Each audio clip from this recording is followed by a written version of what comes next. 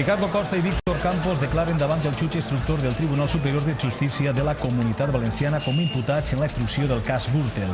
El secretari general del Partit Popular en la Comunitat Valenciana ha sigut el darrer en arribar al Tribunal Superior de Justícia.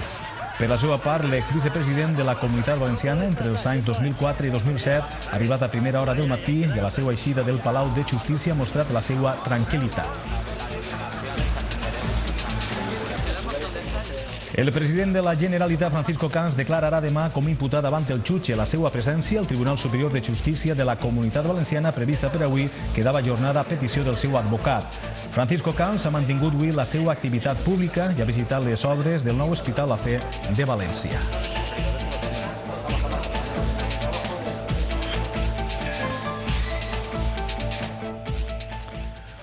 Hola, bon dia, com estan? L'actualitat informativa se centra avui en l'inici de les declaracions dels alts càrrecs valencians presumptament implicats en el cas Gürtel. En primer lloc, ha declarat l'exvicepresident del Consell, Víctor Campos. A migdia començava la seva declaració el secretari general del PP valencià, Ricardo Costa. Acaba de contestar a les preguntes del jutge a la 1:15. La nostra companya, Izaskun Fernández, ha estat allí. Bon dia, Izaskun. Saben què és el que ha contat en la seva declaració?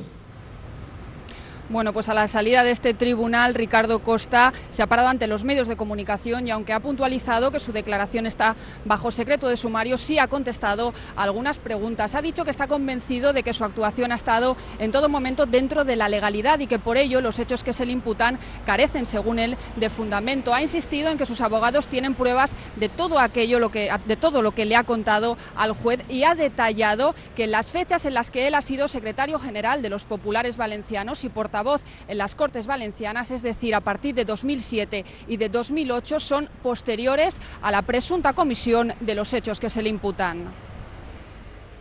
Yo le he explicado que yo soy secretario general del Partido Popular, como es público y notorio, desde junio del 2007 y portavoz de las Cortes Valencianas desde abril del 2008, fechas posteriores todas ellas a los presuntos trajes que se imputan.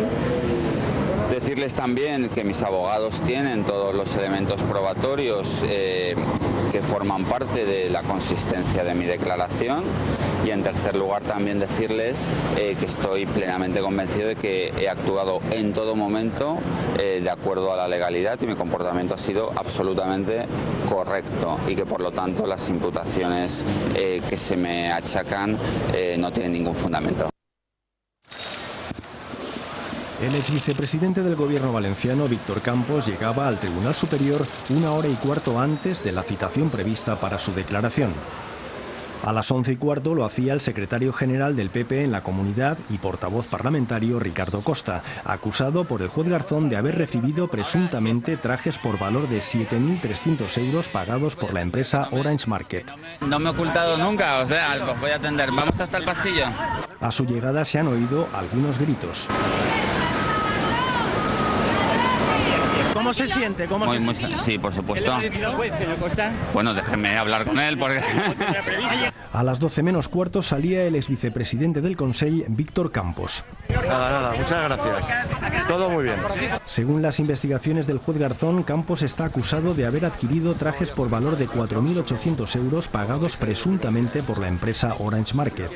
El presidente de la Generalitat, Francisco Camps, declarará mañana a petición de su abogado. El letrado tenía que estar en otra declaración señalada con anterioridad.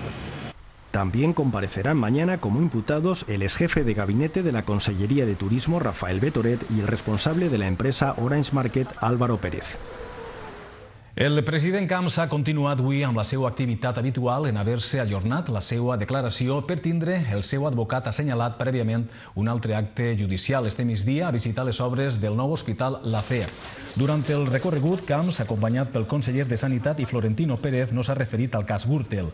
Les seues declaracions s'han centrat en l'hospital que, segons s'ha confirmat, estarà en funcionament en abril de l'any que ve. En estos moments està en un 75% de la seva execució. Per al cap del Consell es tracta d'una aposta per a la sanitat pública. Per això, assegura, la Generalitat ha invertit un total de 341 milions d'euros.